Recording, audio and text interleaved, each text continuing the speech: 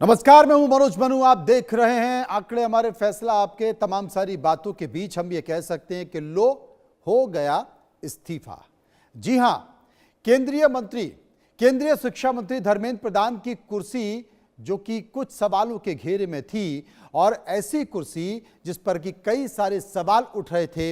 एक तरफ नीट विवाद, छात्रों का आंदोलन, दूसरी तरफ विपक्ष का संसद में शिक्षा मंत्री के इस्तीफे को लेकर गतिरोध। 36 दिन तक छात्र जंतर मंतर पर डटे रहे। सरकार से बातचीत हुई, भरोसा दिया गया, मांगे रखी गई। सरकार ने कॉकरोच जनता पार्टी की सभी मांगे मान ली।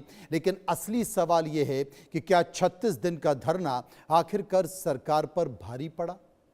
क्या छात्रों का दबाव इतना बड़ा कि शिक्षा मंत्री को अपनी कुर्सी छोड़नी पड़ी? क्योंकि यह सिर्फ एक इस्तीफा नहीं है, यह उस आंदोलन का नतीजा है जिसके छात्रों ने कहा कि जवाब चाहिए, न्याय चाहिए और जिम्मेदारी तय होनी चाहिए। लेकिन सिर्फ एक मंत्री के जाने से नीट विवाद खत्म नहीं होगा, क्योंकि कुर्सी गई, सवाल अभी भी बाकी हैं।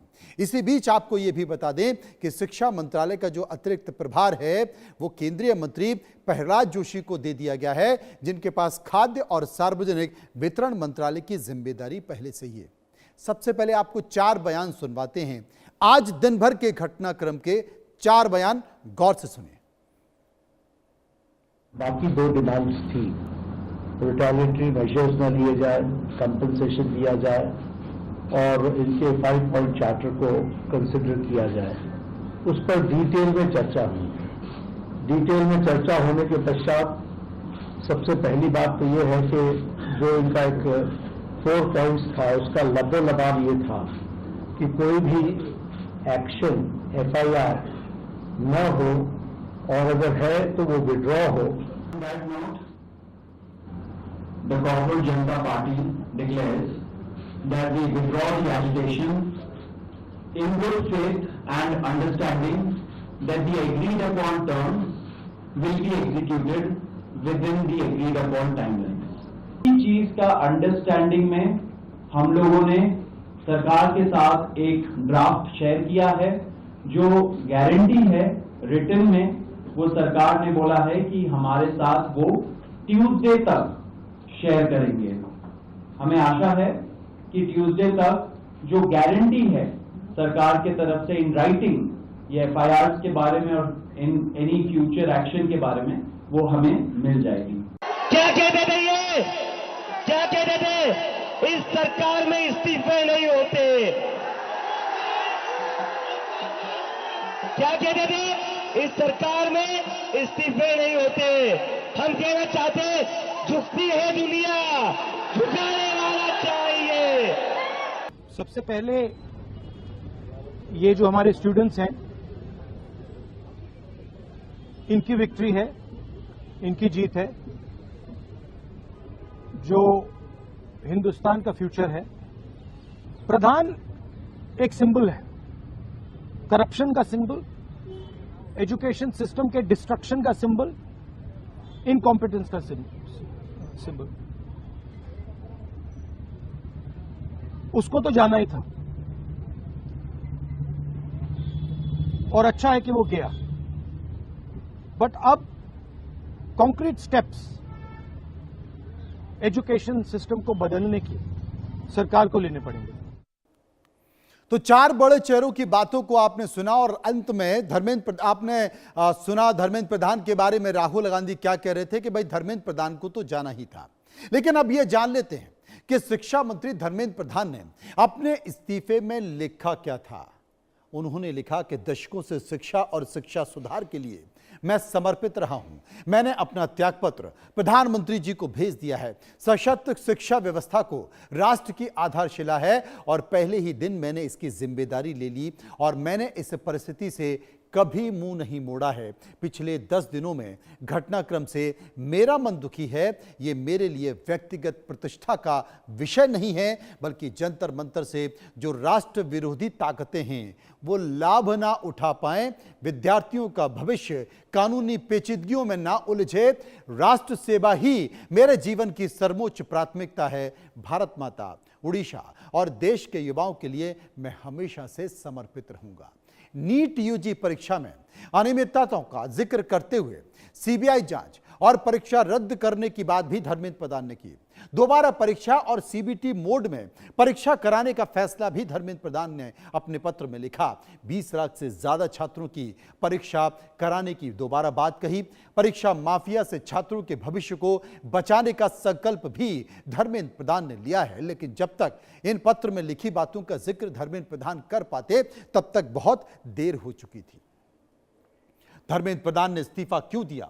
आखिर वो क्या कारण रहे जिनसे वो इस्तीफा देने पर मजबूर हुए? नीट विवाद को लेकर छात्रों का विरोध देश भर में लगातार जारी होता रहा। यह विरोध बढ़ता रहा और इसी बढ़ते हुए विरोध के बीच पूरा देश में तमाम युवा एक एक कर आंदोलन करते रहे। नीट विवाद को लेकर यह जो विरोध था वो लगातार बढ़ता गया।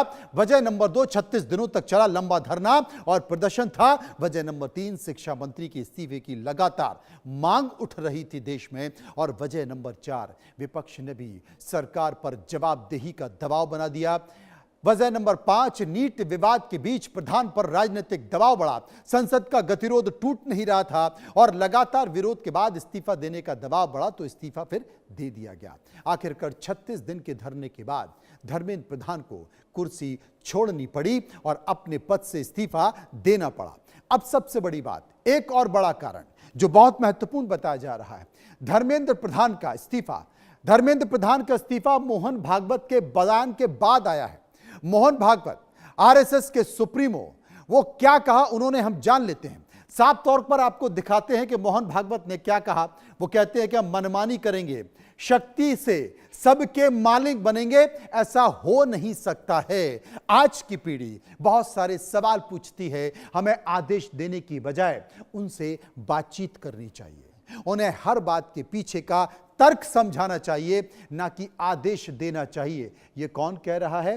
ये आरएसएस के मुखिया मोहन भागवत कह रहे हैं। संवाद के जरिए ही उन्हें सही दिशा दिखाई जा सकती है। भागवत का बयान आने के बाद धर्मेंद्र प्रधान का इस्तीफा हो गया और एक बड़ा संकेत निकल कर आ गया। लेकिन यह आंदोलन कब कब चला देश में? इस जैन जी के आंदोलन में कब कब क्या हुआ वो भी आपको बता देता हूं। सीजेआई की कॉकरोच की टिप्पणी बेरोजगार युवाओं पर की गई और टिप्पणी के बाद देश भर में विवाद खड़ा हो गया।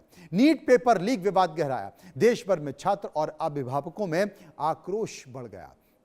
यह आक्रोश सड़कों पर उतर आया। देशव्यापी छात्र आंदोलन हुए। छात्रों ने सड़कों पर उतरकर जोरदार विरोध प्रदर्शन शुरू कर दिया। शिक्षा सचिव बदल गया। सरकार ने प्रशासनिक स्तर पर बड़ा बदलाव किया। एनटीए के अधिकारियों पर कार्रवाई की। 47 एनटीए अधिकारियों को पद से हटा दिया गया। धर्मेंद्र प्रधान का भी इस्तीफा हो गया, जो कि लगातार बढ़ते दबाव के कारण हुआ और अंततः धर्मेंद्र प्रधान ने अपने पद से इस्तीफा दे दिया। लेकिन जनाब, बहुत देर हो गई। तब तक माहौल बन गया, माहौल बदल गया विरोध में और इस पर सीधी साख सरकार की खराब हो रही थी। सरकार में इस बात को लेकर, सत्ता संगठन में इस बात को लेकर चर्चा हो रही थी कि क्या सरकार की साख एक व्यक्ति से ज्यादा बड़ी है, क्यों ना इस्तीफा दे दिया जाए। और वही हुआ कि इस्तीफा दे दिया गया, लेकिन तब तक बहुत देर हो चुकी थी। और सबसे बड़ी बात है कि इस्तीफा तो दिया ही दिया। तमाम बातों के साथ साथ सरकार ने वो सभी बातें मान ली हैं। विस्तार से चर्चा करेंगे, समझने की बात कोशिश करेंगे। मेरे पास एक पैनल है प्रवक्ताओं का। एसएन सिंह प्रवक्ता बीजेपी मेरे साथ जुड़े हैं।